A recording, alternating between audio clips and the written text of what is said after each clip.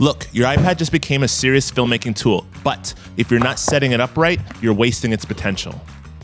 This sucks. It won't mount securely. You can't rig it into a real production workflow. And this is exactly why I picked up the Accsoon PowerCage 2, to see if I could actually finally solve all of these fundamental problems.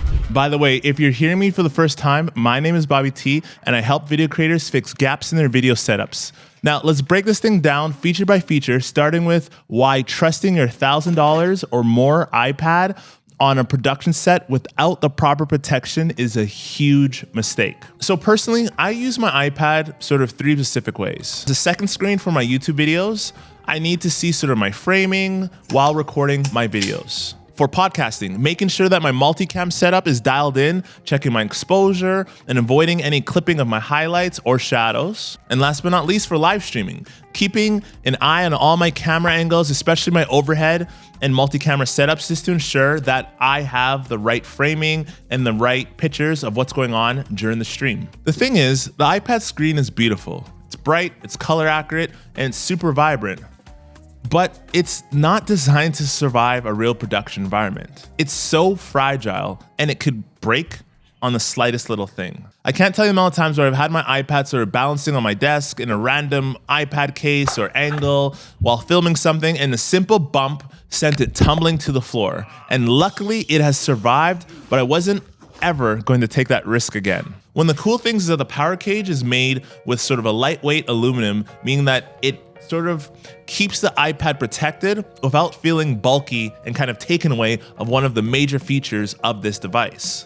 The soft padding around it absorbs some of the impacts and really prevents it from scratching up the iPad itself, while it reinforces the structure, turning the iPad into something that feels a little bit more well-built and providing a little bit more protection, especially when you're moving this from place to place or passing it to different people. In a regular case, it just doesn't protect your iPad the same way that the PowerCage does, and really it doesn't even look professional, or it doesn't really belong in your production toolset. Most people don't realize they need mounting options until it's too late. I'm sure that you've tried to balance your iPad on a stack of books and you just couldn't kind of get the right angle, and that's not a real setup, and that is not a reliable setup. I have attached sort of quick release plates on key areas of the way I mount my iPad, allowing me to switch between my desk tripod, floor tripods in seconds. When I'm moving around the studio, I can mount it on clamps, friction arms, so I'm always having an extra screen at the right proper angle.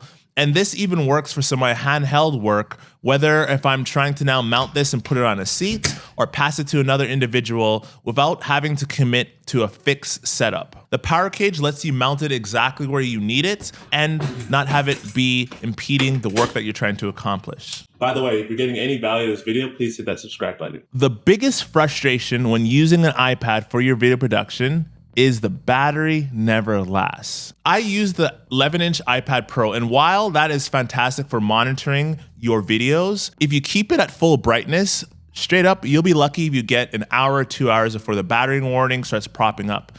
And in my case, with my 2018 iPad Pro 11, I mean, that's up to like maybe 30 minutes to an hour. You can attach NPF batteries, meaning you can kind of get all day power without sort of hunting around an outlet. When I'm filming sort of in studio, I don't even think about charging. That's the outlets. I just plug in my battery, get to work, and just focus on sort of my shot or trying to make my videos that much more creative.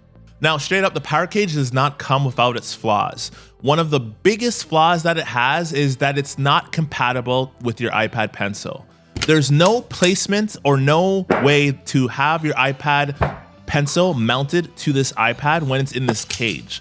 And there's a lot of friction moving from having your iPad naked all the way down to having it ready to go on productions. And moving back and forth becomes very cumbersome. Now I have an iPad mini that allows me that I utilize for my traditional iPad work.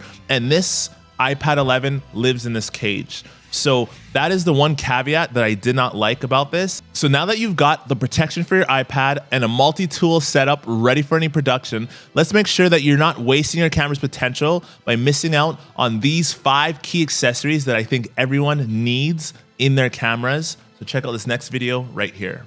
Peace, love, and we'll talk to y'all soon.